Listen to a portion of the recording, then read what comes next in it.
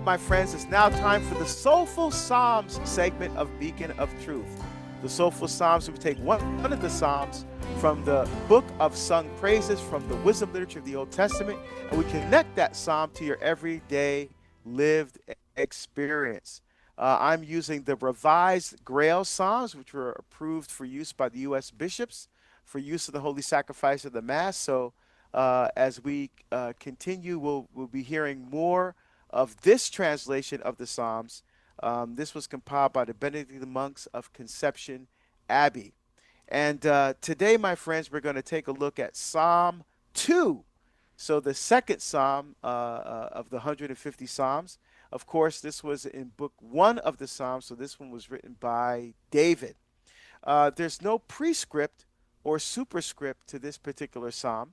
But again, it's I think David at his best, and very interesting here. He starts off, and we're going to look at the first, I don't know, 6 verses or so of Psalm 2. It says, "Why do the nations conspire, and the peoples plot in vain? They arise, the kings of the earth.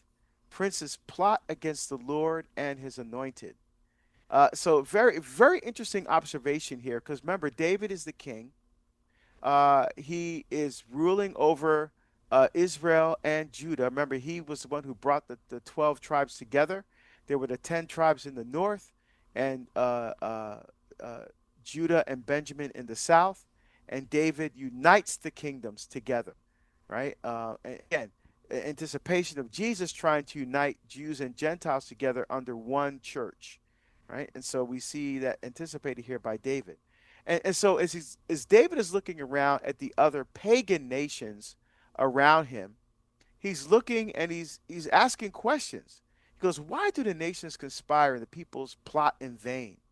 They arise, the kings of the earth." What are they plotting against? What are they doing here? What is he observing?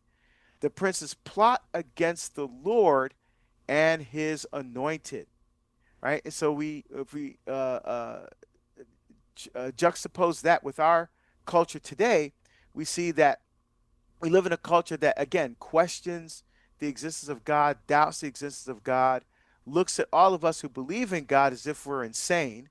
You guys are just a bunch of emotional, irrational people. That trying to find this pie in the sky kind of reason for trying to explain the things that we're seeing in the universe and all this kind of stuff.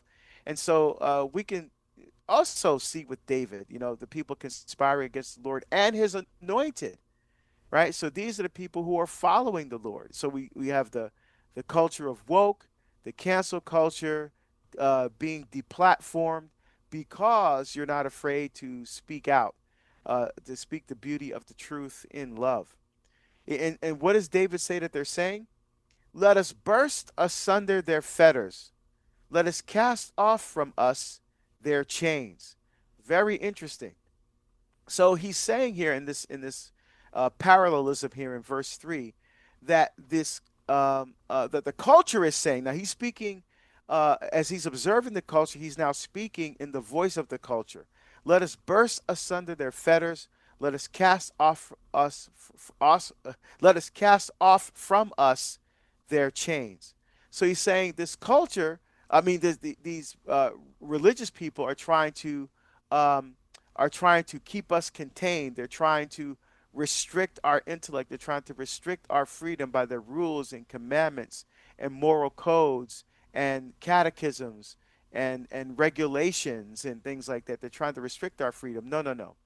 Everything that we do is designed to help bring people into a deeper relationship of love and intimacy with God, right? Think about it.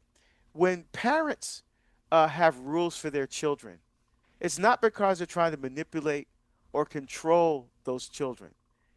We have rules for orderedness to keep them safe out of love for the children, right? We because children are still young, they don't understand. They're trying to understand and learn and navigate through the world, and they need the guidance of adults to help them keep them safe because they're not aware of the dangers that are around. Like when a ball goes out into the street, their first instinct is, "Oh, go get the ball without thinking, oh, there might be a car coming from one direction or another. So the parent says, look both ways before you cross the street.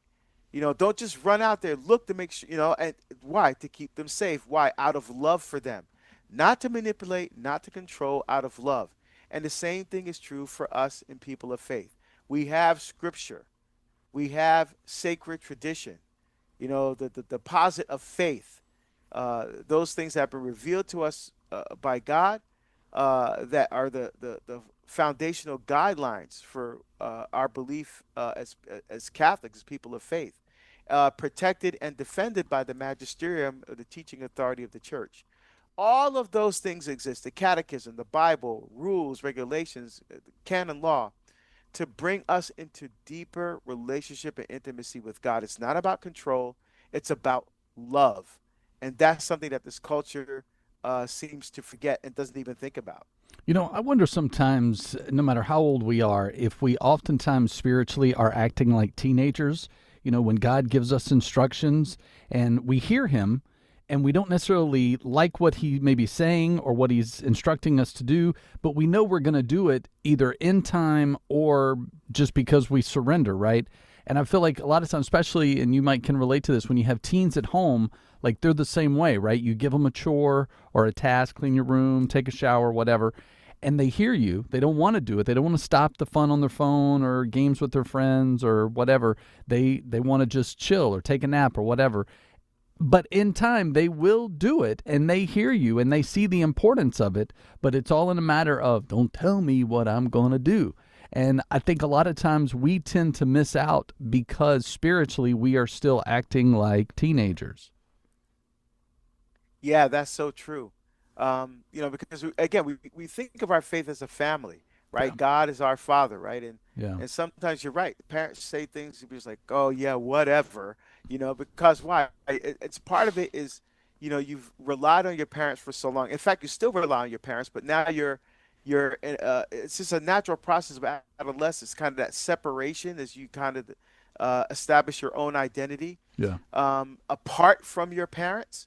But the difference is, it's one thing when it's the parents, another thing when it's God, because we never separate ourselves from God. Right. As we continue to grow and mature physically, emotionally, and spiritually as well, relationship with God becomes even more important. Because eventually you're going to leave your house, you're going to get married, and then your spouse becomes the most important person in your life, or you become a priest or a religious brother or sister. And that community becomes the most important aspect of your life in relationship with God.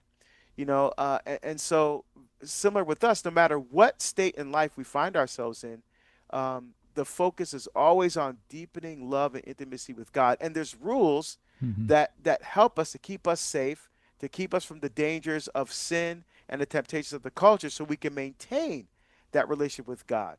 And that's the way we need to think about this approach to faith. Yeah. Well, and also, too, how many times have our parents told us, do this, don't do that, and we found out that they were right. And, of course, the same thing applies with God. So the sooner that we can understand that the things he's telling us or telling us to stay away from is for a good reason, it's not, again, control. It's a matter of, here's the lane in which, the narrow lane in which you should live your life so that you are following in the way that I have meant for you to live.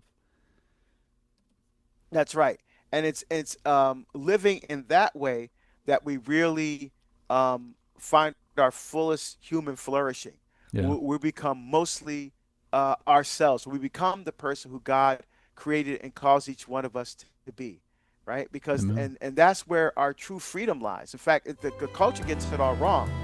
Freedom is not license. Freedom is not doing whatever I want to do. The true freedom comes when we unite our will and our lives to God's will and God's life. Amen. Now we're truly free to become who God created us to be. For more on the Psalms with Deacon Harold Burke-Sivers, check out Beacon of Truth weekdays at 4 p.m. Eastern on EWTN Radio and streaming everywhere you listen to podcasts.